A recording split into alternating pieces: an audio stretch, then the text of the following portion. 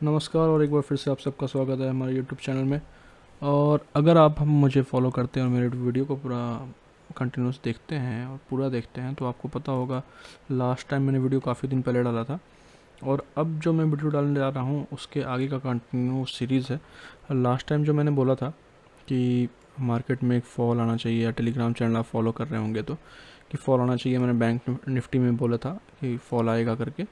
लेकिन मैंने एक कंडीशन दिया था कि अगर निफ्टी इस लेवल के नीचे 20,500 के नीचे जाता है, 21,500 के नीचे जाता है तो फॉल होगा। तो वो चीज़ हुआ नहीं, और ये जो सपोर्ट एरिया मैंने लास्ट टाइम बताया था उसी एरिया से ये वापस से मार्केट रिएक्ट हो गया है। ठीक है, और अच्छा खासा लाइफ टाइम हाई वापस से लगाया है एंड देन अब दोबारा से नीचे आ रहा है। और बैंक निफ्टी में अगर हम लोग बात करें तो बैंक निफ्टी में भी आप देखेंगे, इसमें भी मैंने बताया था कि ये एक एरिया है जहाँ से एक बार रिएक्शन आना चाहिए, एज इट इज़ वहीं से रिएक्शन आया है। एंड उसके बाद का मेरा टारगेट था वो था लाइफ टाइम हाई का 48,000 50,000 का टारगेट था। 50,000 अचीव नहीं किया लेकिन 49,000 ऑलमोस्ट अचीव कर लिया है। 49,000 से ऊपर जा करके आया है। ठीक है, अब क्या हो सकता है, देखिए मार्केट में लास्ट टू ट्रेडिंग सेशन बोलेंगे तो थोड़ा सा फॉल आया हुआ है मार्केट में, तो प्रेशर दिख रहा है मार्केट में टॉप लेवल पे। अब क्या हो सकता है, नीचे जाएगा या क्या होगा। और कुछ नेगेटिव न्यूज़ भी आ रही है इराक और इसराइल का, कुछ वॉर वगैरह का। ठीक है, कुछ लोग अभी ये भी बोल रहे हैं कि गोल्ड प्राइस ऊपर गया है तो मार्केट नीचे आता है, ऐसा इंडिकेट करता है। तो बहुत सारी बातें हैं। देखिए जब मार्केट ऑल टाइम हाई पे है तो नेगेटिव न्यूज़ आना स्टार्ट हो जाता है, क्योंकि सबको पता है कि यहाँ से प्रॉफिट बुकिंग तो आएगा। तो आपने जैसा अभी तक रैली देखा ना, अभी जैसे बैंक निफ्टी में आप देख रहे हैं, जब भी ऊपर जाता है एक नीचे आता है, ऊपर नीचे, इस तरह का मूवमेंट है, जिगजैग मूवमेंट। तो अगेन अभी ऐसा नहीं है कि बहुत ज़्यादा निगेटिव होगा, लेकिन हाँ ये चीज़ तो एक्सेप्टेड है कि यहाँ तक आने के बाद फिर से इस तरह ऊपर जाए। मतलब एग्जैक्टली ये लेवल नहीं, लेकिन एक रिट्रेसमेंट एंड देन फिर अप मूवमेंट आना चाहिए मार्केट के अंदर। तो ऑलरेडी अब आप देखोगे तो रिसेंट जो हाई था उसको ब्रेक किया, एंड जो लाइफ टाइम हाई था उसको भी बैंक निफ्टी ने ब्रेक किया हुआ है। वहाँ से एक प्रॉफिट बुकिंग आना चाहिए, जेन्युइन है, इसमें कोई प्रॉब्लम नहीं है। अब आप हर दिन मार्केट को ऊपर जाता हुआ देखना चाहते हैं तो ऐसा पॉसिबल नहीं है, मार्केट तो नीचे आएगा ही। तो इम्पॉर्टेंट सपोर्ट लेवल तक आना चाहिए। मेरा मानना है कि बैंक निफ्टी बैंक निफ्टी में जो अच्छे लेवल है, एक तो आपको ये दिख रहा है, ठीक है, ये जो रेड कैंडल दिख रहा है छोटा सा यहाँ, ये जो 4 अप्रैल को ये कैंडल बना हुआ था, ये एक अच्छा एरिया है। अगर बैंक निफ्टी इन केस यहाँ पर आती है, ठीक है, और अगर गैप डाउन के साथ आता है तो बहुत अच्छी बात है, आपको लेना चाहिए। थोड़ा सा डिप मिलेगा तो और अच्छी बात है। इसके अंदर में कुछ एक आध अच्छे लेवल मिलेंगे हम लोगों को छोटे टाइम फ्रेम पे। तो हम लोग सबसे पहले 75 मिनट का देख लेते हैं।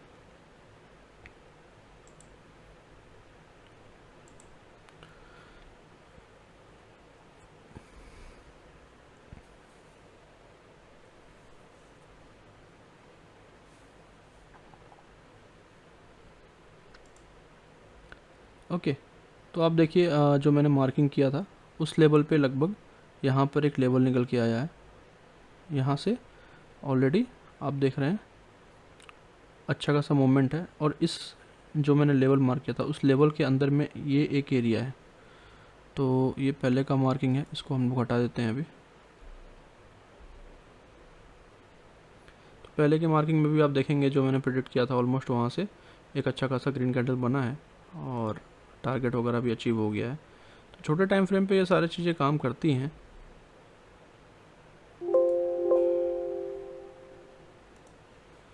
ओके, अब वापस से अगर छोटे टाइम फ्रेम पे हम लोग, बड़े टाइम फ्रेम में आपको ऑलरेडी बता दिया मैंने, छोटे टाइम फ्रेम पे एग्जैक्ट लेवल है 48,000 का, अच्छा लेवल है।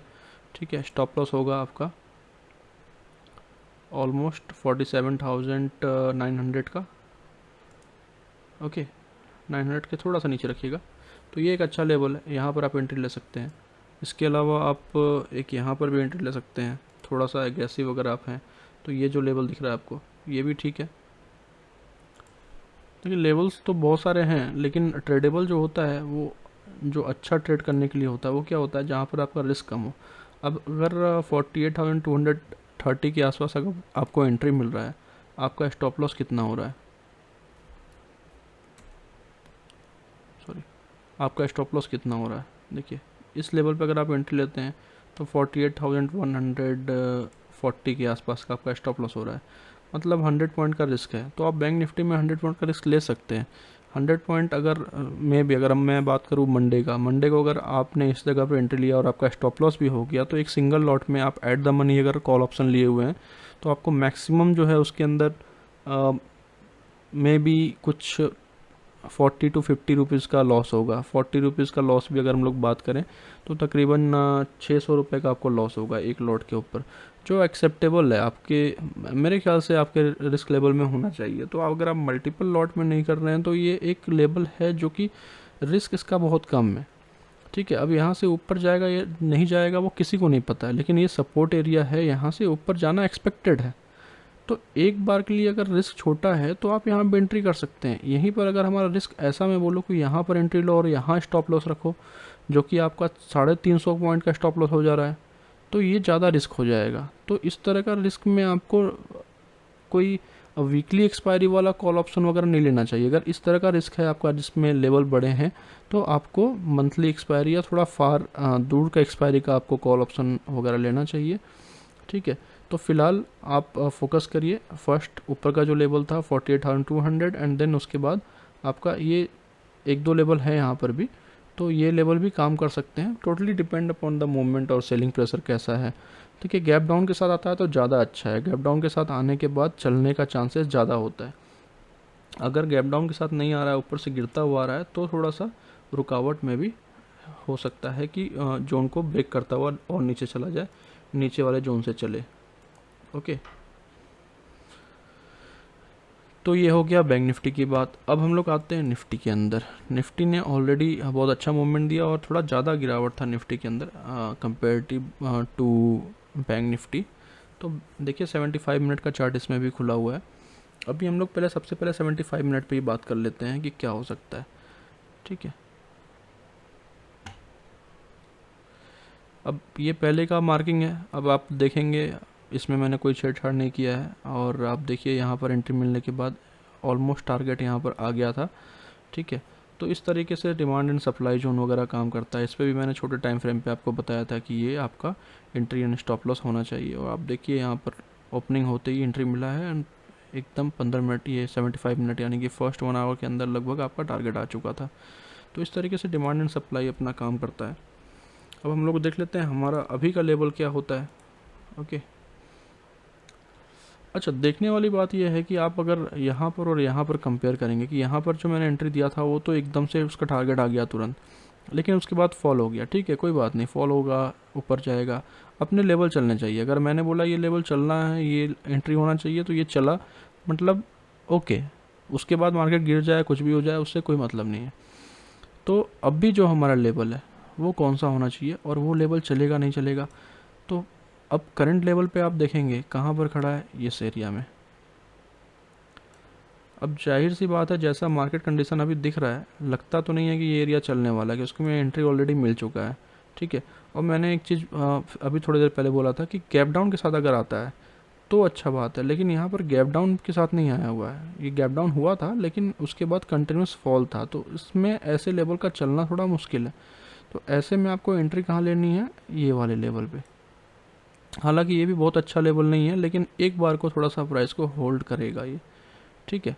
और चूँकि ये लेवल बहुत बड़ा है, मैं यहाँ पर एंट्री एग्जिट मार्क करूँ, ठीक है, तो 22,400 पे आपका एंट्री है एंड स्टॉप लॉस है आपका लगभग 22,300 पे। तो निफ्टी में 100 पॉइंट बहुत बड़ा होता है, इतना बड़ा एंट्री पॉइंट और इतना बड़ा रिस्क तो हम लोग लेंगे नहीं, सिंपल सी बात है। इतने बड़े रिस्क के लिए ट्रेड नहीं करना है, तो इसको इग्नोर कर दीजिए एंड फर्दर फिल्टर कर सकते हैं और छोटे टाइम फ्रेम पे 15 मिनट या 45 मिनट पे आप एंट्री ले सकते हैं। मे बी यहाँ पर हो सकता है कि अच्छा डिमांड जोन मिले जो आपको इंट्राडे के लिए अच्छा काम करे। एंट्री लिया आपने and with in 15 minute 30 minute आपका टारगेट जो है 1:2 का वो अचीव हो जाए एंड देन वापस आप एग्जिट करो। मे बी उसके बाद फिर एक फॉल आए, तो अच्छा लेवल जो है अब आप देख रहे हैं ये एक रेजिस्टेंस लेवल हुआ करता था एंड देन अभी वापस ये एक सपोर्ट एरिया बन गया। उसके अंदर में ये जो 75 मिनट का जोन है ये बेस्ट लेवल है। अगर यहाँ पर आता है तो बहुत अच्छा, 22,150 आपका स्टॉप लॉस छोटा सा है, इसमें लगभग 2290 यानी कि 60 पॉइंट का स्टॉप लॉस है। 60 पॉइंट का यहाँ पर अगर आता है, समझिए कि अगर अभी 500 पे है तो यहाँ से मैं 350 पॉइंट नीचे की बात कर रहा हूँ। अगर गैप डाउन के साथ लेट सपोज कि 250 या 200 के आसपास खुलता है और एकदम से मूवमेंट आता है नीचे की तरफ, तो इस एरिया में आपको बिल्कुल एंट्री लेना ही लेना है। बेस्ट एरिया है ये, आपको टारगेट देगा। ठीक है, उसके बाद अब ऐसा ज़रूरी नहीं है कि यहाँ पर एंट्री लेने के बाद में भी इस तरह से एंट्री मिले और एकदम ये ऊपर चला जाएगा, ऐसा ज़रूरी नहीं है। ठीक है, तो कंडीशन क्या हो सकती है कि आपको एंट्री मिला, आपका 1:2 का टारगेट आ गया। ठीक है, एंट्री मिला, टारगेट आया, एंड देन फर्दर फिर से फॉल हुआ। तो उसके बाद अगर दोबारा फॉल होता है तो हमारे पास नीचे भी बहुत अच्छा लेवल है, जो कि लगभग इस पूरे मूवमेंट का स्टार्टिंग लगभग यहीं से हुआ था। तो ये एक अच्छा एरिया साबित हो सकता है। तो एक बार को तो 22,150 पे आप एंट्री लीजिए, 2290 का स्टॉप लॉस रखिए। ठीक है, अच्छे लेवल की बात कर रहा हूँ मैं, ऊपर और भी लेवल्स हैं लेकिन वहाँ पर हम लोग ट्रेड नहीं करेंगे। ट्रेडिंग में एक्यूरेसी ज़रूरी है। अब ज़रूरी नहीं है कि हर दिन ट्रेडिंग करो, मे बी मंडे को यह लेवल ना आए तो इसका मतलब ये नहीं कि आपको कभी भी ट्रेडिंग कर लेना है। आपका लेवल आना चाहिए, लेवल का वेट करना पड़ेगा।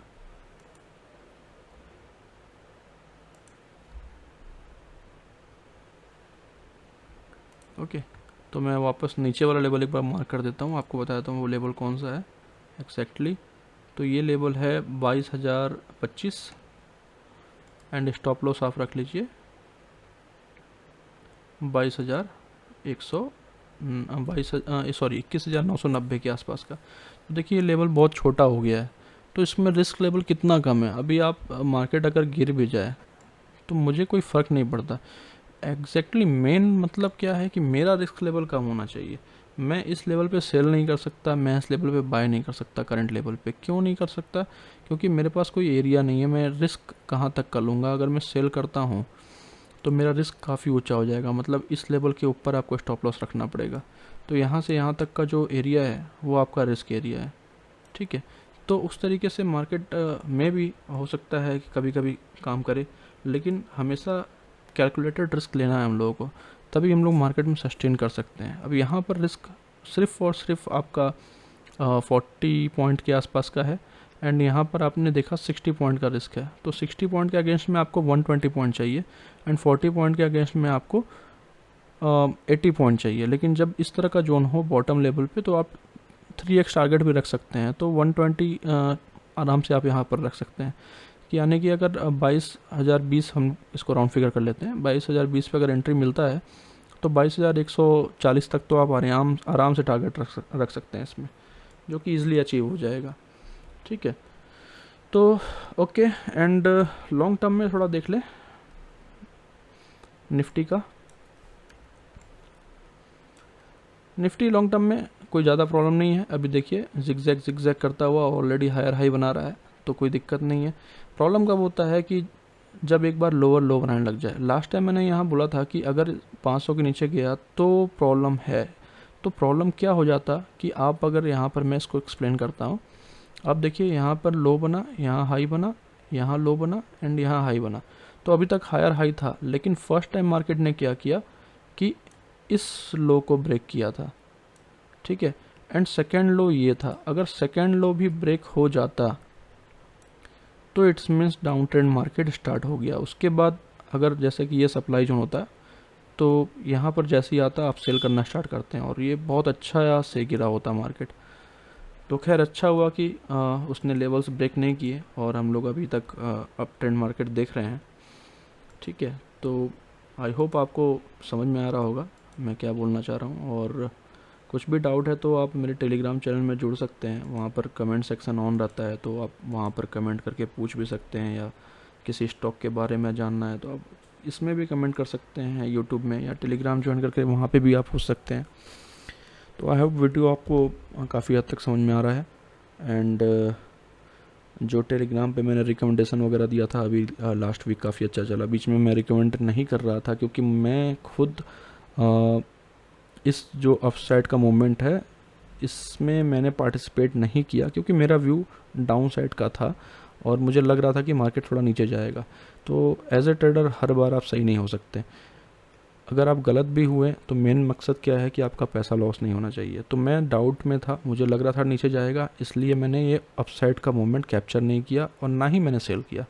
सेल करने का मतलब क्या था कि जब भी सप्लाई जोन में एंट्री मिलेगा तब वहाँ पर आपका सेल साइड आप बैठोगे। तो यहाँ पर मैंने ट्रेड किया था एक बार इस लेवल को, यहाँ पर जिस दिन आपको याद होगा कि लास्ट के कुछ 45 मिनट के अंदर मार्केट बहुत अच्छे तरीके से क्रैश किया था, उस दिन मैंने पैसा बनाया था। ठीक है, तो क्योंकि मेरा व्यू था, मुझे लग रहा था कि ये लेवल अच्छे से रिस्पेक्ट करेगा, कंटिन्यूस डाउन आया है मार्केट यहाँ से, तो वैसा ही हुआ। तो आपका व्यू करेक्ट होना चाहिए, मार्केट ऊपर जा रहा है नीचे जा रहा है उससे कोई मतलब नहीं है, आपका लेवल्स आपके जो रिस्क हैं उसके हिसाब से होना चाहिए। आपका रिस्क रिवार्ड रेशियो आपको ट्रेड दे रहा है और आपके साथ जैसा आपने सोचा है वैसा ट्रेड जा रहा है, तो सब कुछ ठीक है। ठीक है, क्योंकि इतने दिन में आप देखेंगे मार्केट ऊपर जा रहा है लेकिन इतने बड़े बड़े रेड कैंडल भी तो बन रहे हैं, तो सेल करने वाले भी कमा रहे हैं अगर उनका प्रेडिक्शन सही है, और बाय करने वाले भी कमा रहे हैं अगर उनका प्रेडिक्शन सही है। तो प्रेडिक्शन सही होना चाहिए। हाँ, लॉन्गर टर्म में मार्केट को ऊपर जाना है। आज अगर गिर भी गया तो भी अगर कंटिन्यू गिरता रहा, कितना गिरेगा, कितना ही गिर सकता है, अगेन उसको ऊपर आना है। याद रखिए कभी भी लॉन्ग टर्म में अगर आप चार्ट देखेंगे तो आप ये देखिए लॉन्ग टर्म का चार्ट है, ठीक है, 2001 से लेकर के 2022 तक का कितना बड़ा बड़ा फॉल आया मार्केट के अंदर, लेकिन वापस मार्केट ऊपर है। ये कोविड के टाइम का फॉल है एंड वापस मार्केट ऊपर है। तो फॉल आएंगे मार्केट में, रीज़न चाहे जो कुछ भी हो, वॉर हो या कुछ बीमारी हो या कुछ भी हो, लेकिन अल्टीमेटली मार्केट को ऊपर जाना है। तो लॉन्ग टर्म में इन्वेस्ट करिए, बेस्ट है। और ट्रेडिंग करना है तो पहले सीखिए, मैं भी सिखाता हूँ और भी बहुत सारे लोग हैं, जहाँ आपको अच्छा लगता है वहाँ सीखिए एंड देन उसके बाद ही ट्रेड करिए। Thank you so much. I think आप लोगों ने सब्सक्राइब तो कर ही लिया होगा अभी तक।